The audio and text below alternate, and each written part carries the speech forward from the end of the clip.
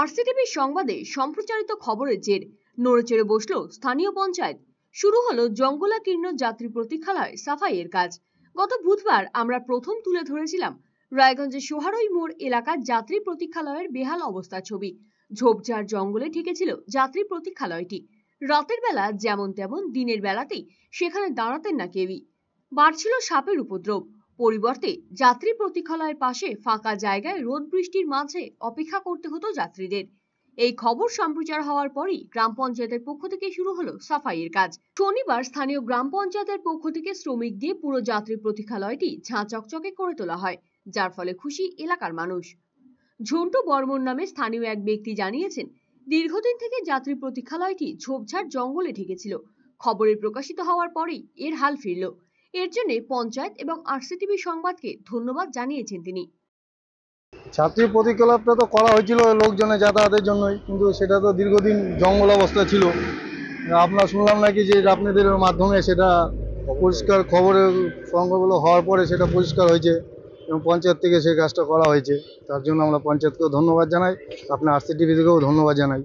এরকম পরিষ্কার পরিচ্ছন্ন থাকলে লোকজন যাতায়াতের সুবিধা হবে, বুঝবে সেটা একটা ভালো যাতায়াতের রাস্তা। এটা পাশে একটা স্কুল আছে, স্কুলেরও অনেক গার্জিয়ানরা আসে স্কুলে দিতে, তারাও দাঁড়াতে পারবে।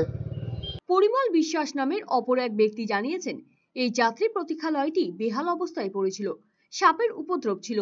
অবশেষে সমস্যার সমাধান হলো। যাত্রী প্রতীক্ষালয় এই জায়গাটা তো একটু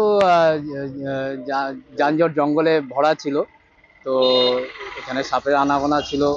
আমরাও আসা যাওয়া করি সব সময়, তো এখানে সেই এই জায়গাটা পরিষ্কার পরিচ্ছন্নতা হচ্ছে।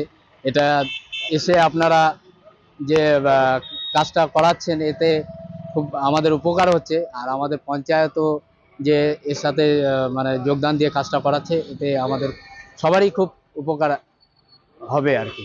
গ্রাম পঞ্চায়েত সদস্যের প্রতিনিধি নারায়ণ শর্মা জানিয়েছেন, প্রতি বছরই দুবার করে যাত্রী প্রতীক্ষালয়টিকে সাফাই করা হয়। এবারে শ্রমিক সমস্যার কারণে একটু দেরি হলো। আমরা তো প্রতি বছরই করি, যাকে এবারও করার জন্য আপনাদেরকে ওদিনও বললাম যে গ্রামে কাজ করছে, আজকের মধ্যে এখানে লেগে যাবে। আপনারা এসে দেখলেন লেবার কাজ করছে, তো যাক আপনাদেরও তৎপরতা থাকলো, ভালো লাগলো যে আপনারা কিছুগুলো দেখান। আপনাদের সহযোগিতা এরকমভাবে থাকলে আমাদেরও একটু নখদর্পণে অনেক কিছু যেগুলো আমাদের নখদর্পণে থাকে না সেগুলো আসবে। ঠিক আছে, আমরা চেষ্টা করছি সবাই মিলে যেন সবকিছু পরিবেশটা সুন্দর হয়, সেটাই আমাদের একটু কাম্য। এখন আপনাদের এখন থেকে পরিষ্কার থাকবে একদমই, প্রতি বছর দুবার করেই থাকে। ঠিক আছে, এবারও লেবারের সমস্যা আপনি দেখতেই পাচ্ছেন যে লেবারের সমস্যার জন্য হচ্ছে না কাজগুলো।